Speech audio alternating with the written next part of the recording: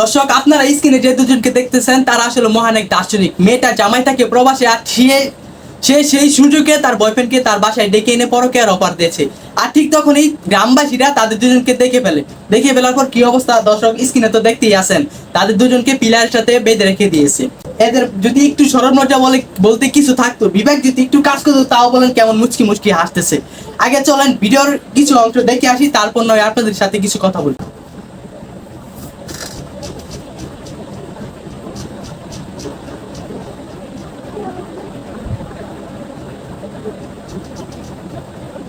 সুপ্রিয় দর্শক, দেশ ও দেশের বাইরে থেকে যে যেখান থেকে আমার এই ভিডিওটি দেখতেছেন তাদের সবাইকে জানাই আন্তরিক শুভেচ্ছা ও সালাম। আসসালামু আলাইকুম ওয়া রাহমাতুল্লাহি ওয়া বারাকাতুহু।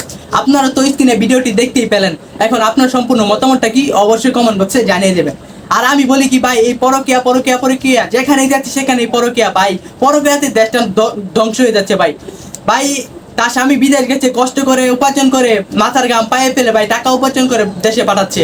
আর সেই সুযোগে তার লাঙ্গেকে নিয়ে এসে পরকীয়ার অফার দিয়ে সে উল্টাপাল্টা কাজ করে যাচ্ছে। তাই বলি কি ভাই, এইসব মেয়েদেরকে সমাজ থেকে মানে কি বলবো, আমার মুখ দিয়ে আর আসতেছে না ভাই, বুঝছেন? তো আপনার যদি কিছু বলা থাকে, আপনাদের কমেন্ট বক্স ফাঁকা আছে, অবশ্যই কমেন্ট করে যাবেন ভাই। কিছুদিন আগে ঠিক সেম অবস্থা, মানে আমার এলাকায় ঠিক একই ঘটনা হয়েছে।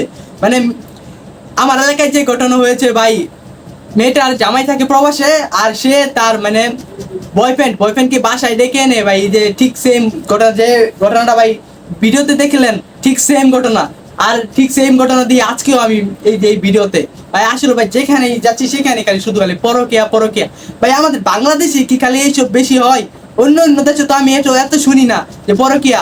বাংলাদেশে ভাই পরকীয়া, ইভটিজিং, দর্শন ইত্যাদি ভাই।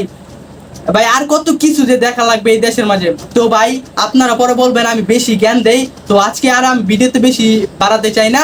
আজকের ভিডিও এই পর্যন্তই। নতুন ভিডিও পেতে আমার চ্যানেলটা সাবস্ক্রাইব করে রাখুন।